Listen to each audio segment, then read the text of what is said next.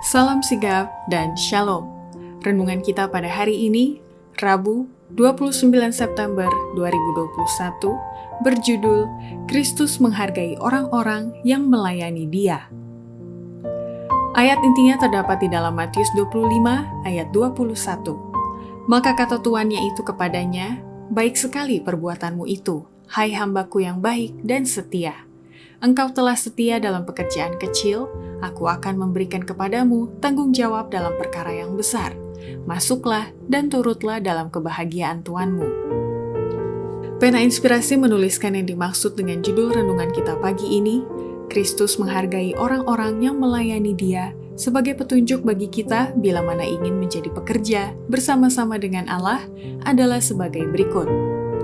Pertama, alasan Kristus menghargai orang-orang yang melayani Dia karena mereka menjadi saksi-saksi Kristus yang setia dan mereka tidak dapat lagi tergoncang imannya dalam menghadapi peperangan dengan orang-orang jahat, musuh Kristus. Tidak lama lagi peperangan akan berkecamuk dengan ganasnya di antara mereka yang melayani Dia melawan yang tidak melayaninya.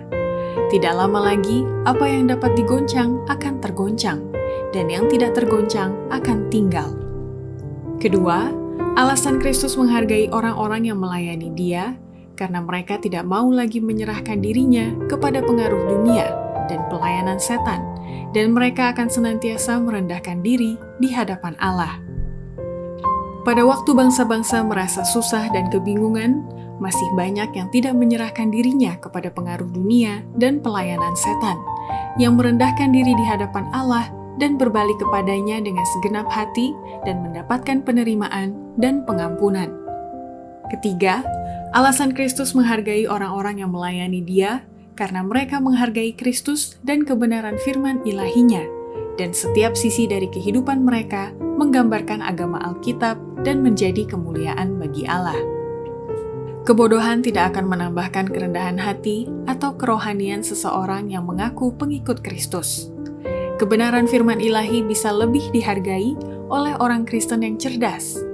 Kristus bisa lebih dimuliakan oleh mereka yang melayani Dia dengan pengetahuan. Tujuan utama pendidikan ialah untuk menyanggupkan kita menggunakan kekuatan-kekuatan yang telah diberikan Allah kepada kita sedemikian rupa untuk sebaik-baiknya menggambarkan agama Alkitab dan meningkatkan kemuliaan Allah. Keempat, alasan Kristus menghargai orang-orang yang melayani Dia karena mereka tidak mampu dikalahkan oleh musuh kejahatan yang tersebar luas, yang telah bersatu dengan dunia ini dan melawan mereka sebagai umat Allah yang sisa.